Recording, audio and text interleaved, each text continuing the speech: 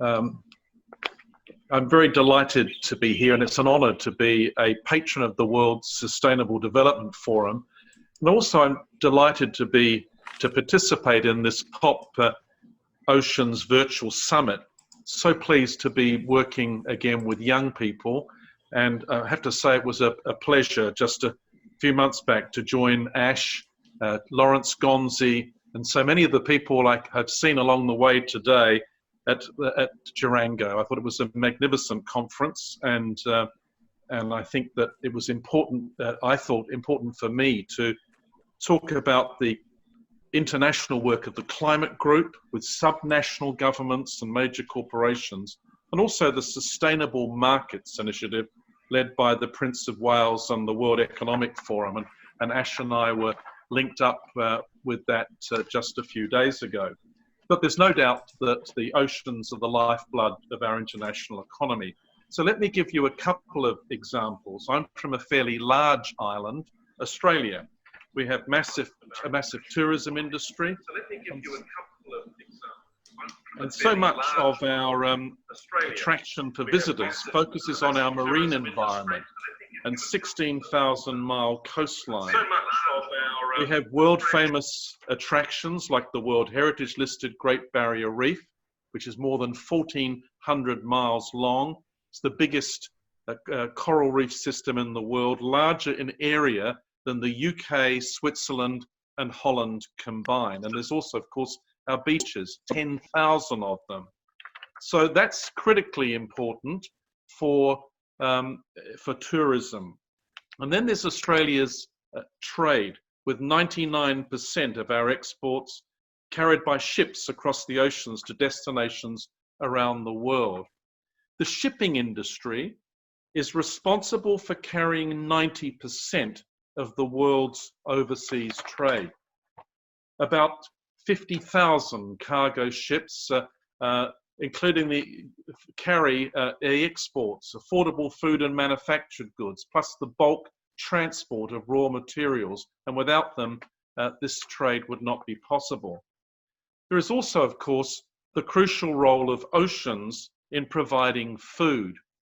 A few years back, I was Australia's permanent representative to the Food and Agricultural Organization and also the UN's World Food Programme. Fish and seafood are basic components in the diets.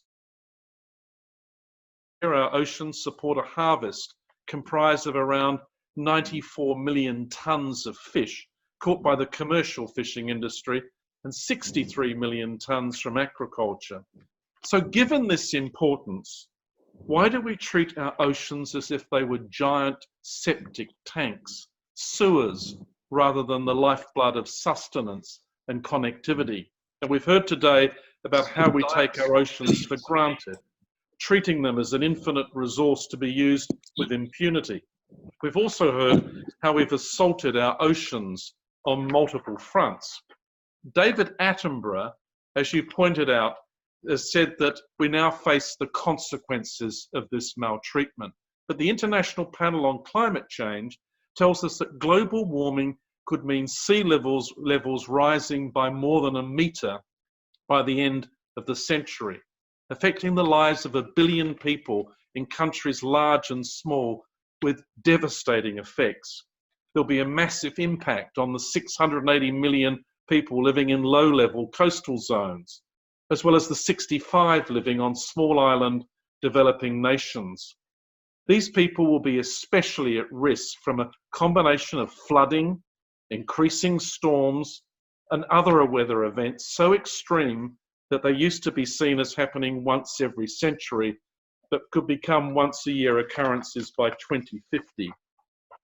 Now, this, of course, will result not only in a massive loss of life, of homes and infrastructure, but will also have a colossal impact in terms of feeding and providing shelter for millions of dispossessed people, for treating the sick during the consequent health crises, as well as the cost of recovery, reconstruction, and lost agricultural production. So the economic consequences, as well as the human cost, will be absolutely massive. The threat to small island Pacific countries of sea level rise has been eloquently highlighted by New Zealand Prime Minister Jacinda Ardern, and I hope at some stage we can involve her in one of our forums. Even for New Zealand, 19 billion of its assets are at risk from sea level rise and flooding events, including 5 airports, 2,000 kilometres of road, 40,000 homes. But Prime Minister Ardern speaks passionately about how climate change is impacting on Pacific Island states. These tiny nations contribute very little to global carbon emissions, but they are already amongst the first to experience the impact of warming and rising seas. Jacinda points out that it's not only storms that threaten Pacific countries, as devastating as they've been and will continue to be. There's also saltwater intrusion from the sea into precious freshwater sources. Staple crops like taro have been devastated in some island coastal areas, with some aquifers at risk of becoming undrinkable and unfit to use on crops. She also points out that the increasing warming and acidification is changing the chemistry of seawater, threatening the habitats of marine life important for local diets. So, of course, the threat, as we've heard, to our oceans is not just from rising and warming sea levels and acidification. It's also about pollution. And we've also already heard about the massive plastic pollution, with 8 million tonnes of plastic being dumped into the seas each year. Prince Charles has said that we are close to the point where whatever wild-caught fish we eat will contain plastic. And horrifyingly, people who eat seafood are ingesting 11,000 pieces of microplastic a year. Now, disgracefully, we've heard of vast islands of debris, including plastic that have become floating garbage dumps. Just one of them in the Pacific is estimated to contain 18 trillion pieces of trash and cover an area the size of Texas. Now, going back to Australian tourism, the iconic barrier reef that I mentioned earlier is now under increasing threat. David Attenborough said the most vivid impact he's witnessed of the changing climate was revisiting the Great Barrier Reef. He said that upon first visiting the reef in the 1950s, he'd enjoyed the extraordinary experience of diving and suddenly seeing this multitude of fantastic, beautiful forms of life. But when revisiting the reef just a decade ago, he observed instead of multitudes of wonderful forms of life, I was struck by how much it was bleached white because of rising temperatures and increasing acidity in the seas. So I guess the question is, what is to be done in terms of bringing the economic and environmental importance of our oceans into balance? First of all, it starts with us as individuals. Do we continue to embrace, or do we discard our own throwaway convenience culture? What is happening to our planet is not someone else's problem. It's yours and mine in whatever countries we live. And it begins with our lifestyles. Are we doing enough to limit what we consume and throw away? Do we still buy water in plastic bottles, even if we live in communities where the water supply is safe? Are we still using plastic plates, knives, forks, and straws? Do we still patronize cafes where they use plastic containers that are immediately thrown away and discarded? Are we active enough politically through environmental groups or political parties to argue the case for greater urgency in reducing emissions?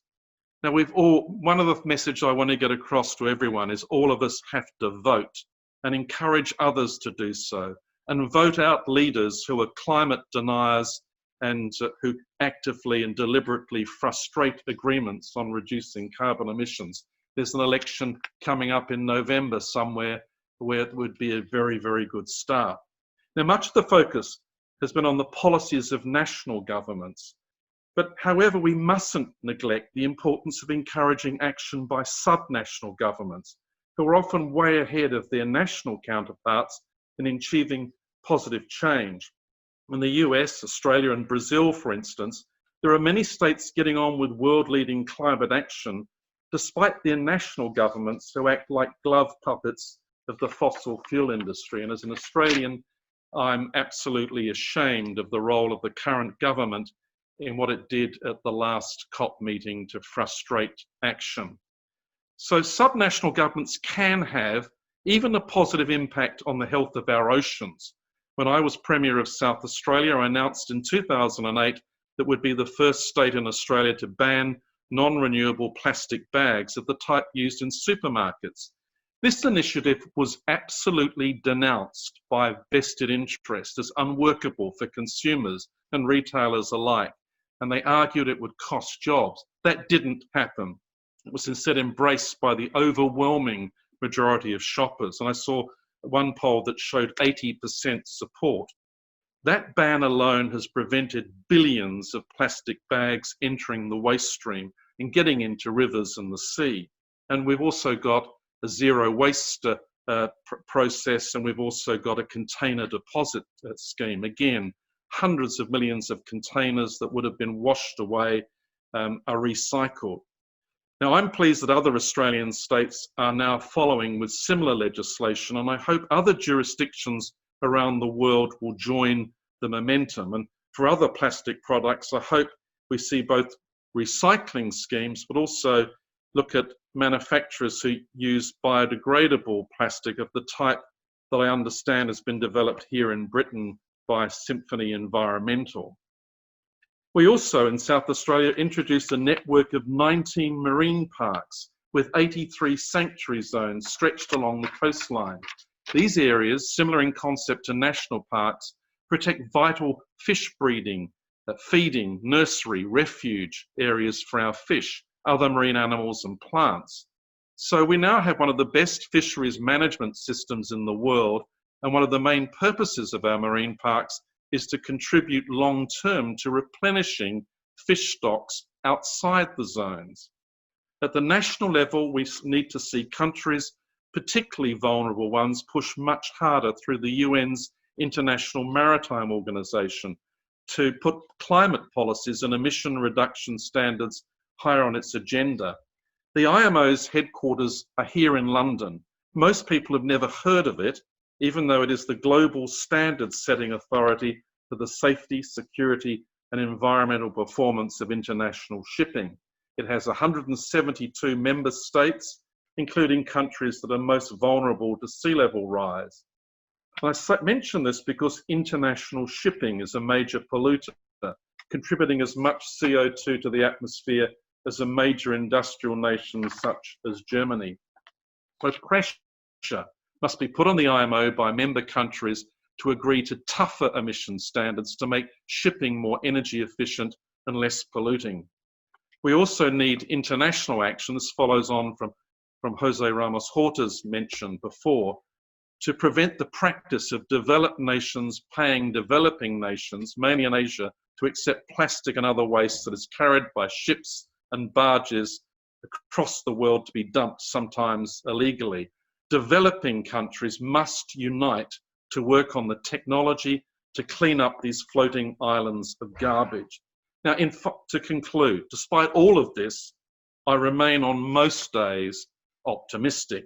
I'm pleased that investors such as major pension funds with trillions of dollars worth of assets, plus some sovereign wealth funds and banks, are increasingly divesting or stopping further investments in the fossil fuel industry and instead choosing sustainable investments that they now see as bankable and profitable.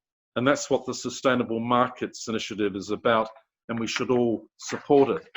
The Climate Group, which I'm involved with, now has more than 200 subnational governments and a similar number of major corporations making measurable commitments to reduce their emissions. And this is also gaining real momentum. So in closing, I hope you put pressure on your respective governments to ensure that any post-COVID-19 recovery packages given to industry are directly linked to sustainable economic outcomes that reduce emissions. We've got to avoid at all costs repeating what happened during and after the global financial crisis, when progress on climate action was put on hold. And it's also important to ensure that when governments and corporations proudly tell you that they will have zero emissions by 2050, that they state their measurable short and medium-term targets and spell out how they're going to meet them. In the 60s, many countries in Europe, including here in Britain, cleaned up their grossly polluted rivers and air pollution that produced choking smog full of toxic fumes and particles. We can do the same for our seas, which, like our forests, are the lungs of our planet, but they're also the producers of much of our food, the focus of much of our tourism and recreation, and our vital trade routes. Thank you for listening to me and for allowing me to participate.